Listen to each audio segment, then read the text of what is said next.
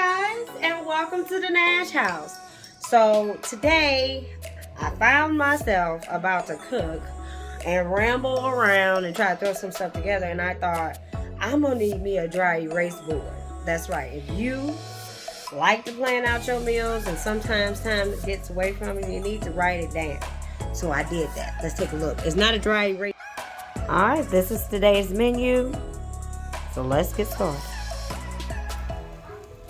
Alright, so in our grill pan, we put 1 tablespoon of butter, and we have a large pot with salt and olive oil in it.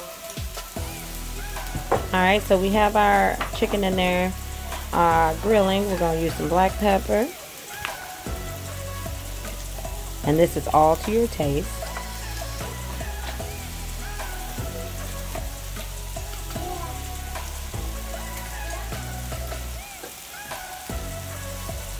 Now we're going to use some garlic powder.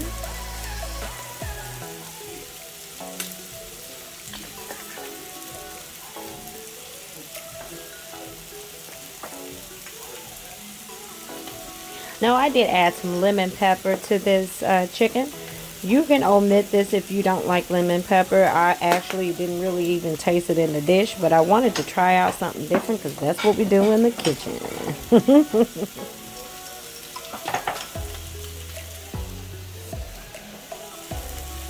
I did hit it with a little bit of seasoning salt.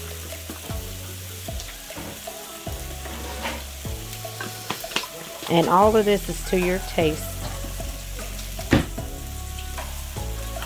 Now we're going to flip them over and repeat seasoning. Oh, look at that beautiful chicken. Look at the sear we got, guys. Oh my goodness. And it smells so good. While I'm seasoning with the same seasonings on the other side, make sure that you like this video. Make sure you also subscribe to our channel and turn that bell icon on so you can be notified when we post new recipes. Now I did add a little smoked paprika at the end just to get that aroma and flavor. You can omit or leave out any ingredient that you choose, but as far as the process goes for this recipe, you need to follow it to a T. Now when you're grilling chicken, it's always important to use some water and not all the way pour the water. I like to open up the lid and drop drops of water on top of the meat. Oh my God. The aroma and the sear that you get on that chicken is just immaculate. OMG.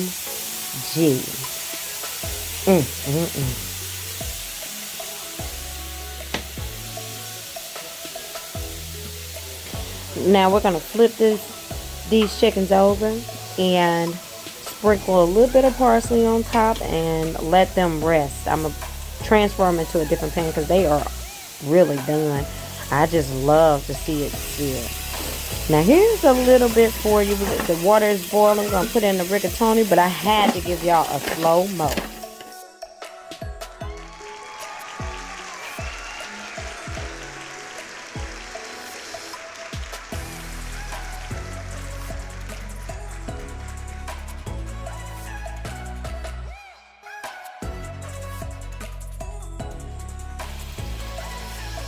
Alright, so we took the chicken out. This is our final look at the chicken. We're going to let it rest before we cut it up. Isn't it beautiful?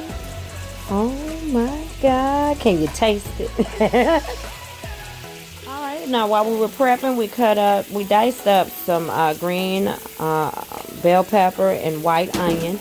We're going to saute it in the same skillet that the chicken was in, and then we're going to add in our shrimp because we have already deshelled and devein the shrimp, and they are raw shrimp. You will always see me prepare any type of meal with raw shrimp because the pre-cooked ones will overcook. So always use raw shrimp for any shrimp recipe that you see on our YouTube channel.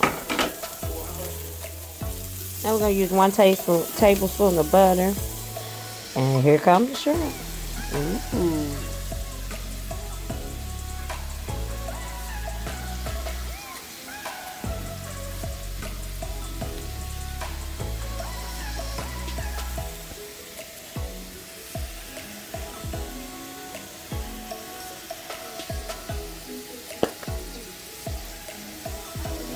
Now I'm sprinkling on some Old Bay seasoning and smoked paprika and black pepper and garlic powder. You can actually season your shrimp any way that you choose to. Shrimp will hold any flavor that you actually attach to it, and it makes it really rich when you add in unsalted butter. Now we're going to sprinkle in a little bit of dried parsley in here.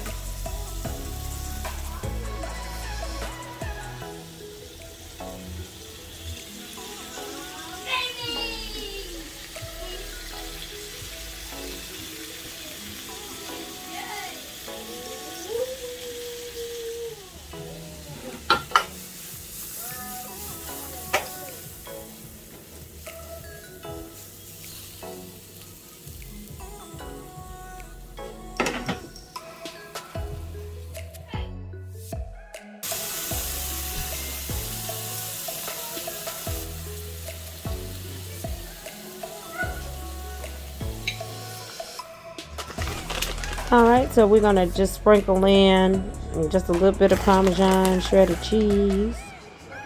And then I'm going to add in some dried parsley.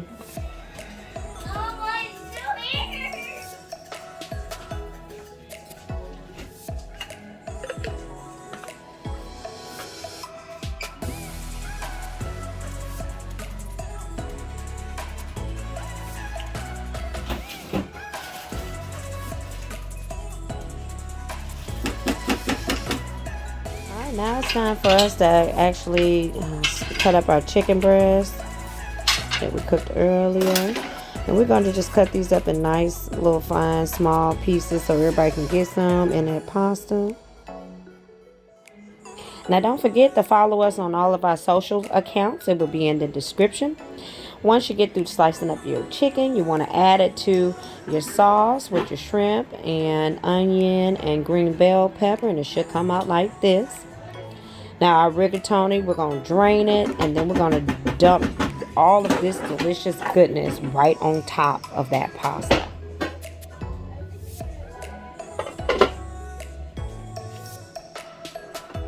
Oh, I'm about to give y'all slow-mo again.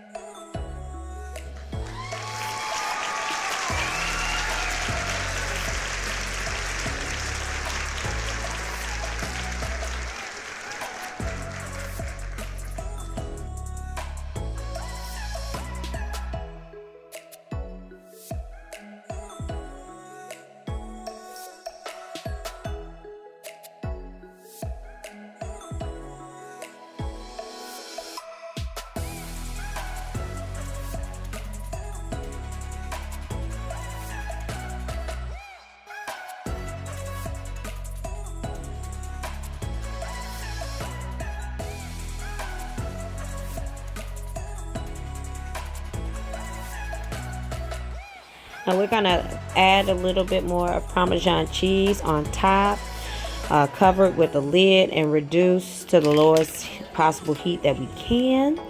And then we're going to serve it with our chef salad and Red Lobster Cheddar Bay biscuit. Now on the next video, I'm going to show you how to make the Red Lobster Cheddar Bay biscuits. Here's a snippet.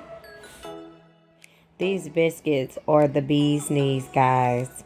Thank you so much for watching. Make sure you check out the Red Lobster Cheddar Bay Biscuits video next. And welcome to the Nash House.